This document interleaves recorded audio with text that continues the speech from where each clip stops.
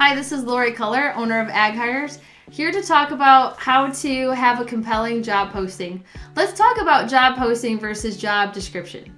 Job posting is where you're really kind of advertising your opportunity and making sure that you're being articulate and transparent enough and attracting the right candidates to the job.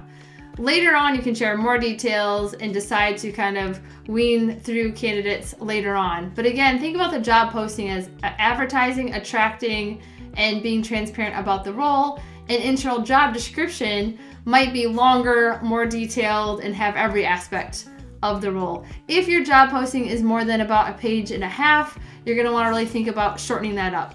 One of the biggest complaints of candidates is that job postings really don't have enough information on there. Now, it might sound contradictory because I just told you to keep it to about a page and a half, but at the same time, we also want to have compelling information in the job posting. Make sure you're having about 3 to 4 sentences on the company and why you. In this competitive job market, candidates are really seeking out the right employer to work with, and we're going to want to make sure we're attracting them with that first hello in the job posting. Also add typically a second paragraph on 2 to 3 sentences that summarize the role. Literally as if you're in an elevator and someone says, "What does this role do?" You should be able to say that in about 2 to 3 sentences in a summary format so that the potential job seekers can really read that job description and see that paragraph and get a really good sense of the job. Some quick hit items that often are missed are: is the role remote, hybrid, or on site? If there's travel, how much travels overnight, and also information on compensation and benefits.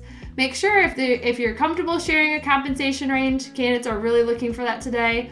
If you're not comfortable sharing compensation range, please share your benefits. So it comes with health insurance, dental insurance, 401k, with or without a match, PTO, etc. Make sure you're spelling that out for candidates. Also, I like to see employers to share a little bit more about who would be a good fit for this role. So less on just roles, responsibility, and qualifications, but help spell out, could they be a potential hire? So if you're open on backgrounds or willing to train, consider adding sentences that say, for example, if you're hiring a farm operator, we're open to heavy equipment operating backgrounds or construction backgrounds or military backgrounds with similar experience. Or if you're willing to train, we're willing to train the right individual that has, kind of the aptitude for learning and wants to be in an outdoor role in agriculture.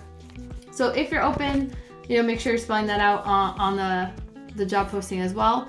Of course, you're going to have your responsibilities listed there. Just make sure that list is not too long and it's not too generic. Make sure they get a sense of what that role does when they're reading through that. And if you've got any kind of internal words or terms, leave that out if it doesn't mean anything to a job seeker reading it for the first time. Last tip here is qualifications.